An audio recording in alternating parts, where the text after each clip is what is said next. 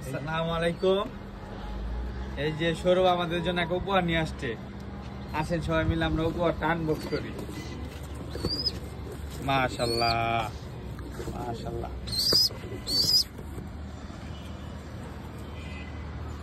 এই যে একটা চিরাওয়ালা কবুতর।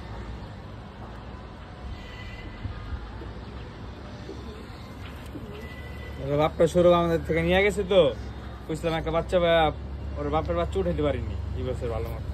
বুঝলাম ভাই এবার একটা বাচ্চা গিফট করি। এই যে একটা বাচ্চা গিফট করছে, এই যে সৌরভের ট্যাগ লাগানো পায়।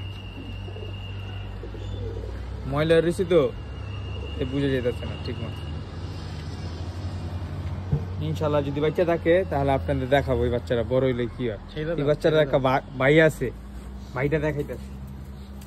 এই বাচ্চার একটা ভাই আমাদের কাছে আছে আগের থেকে।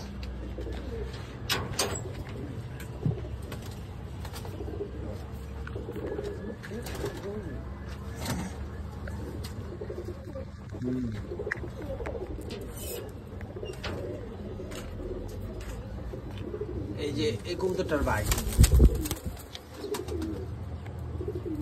মাদি অন্য মাদি সৌরভ মাদি জোড়া দিছে সেটা তো জানি না।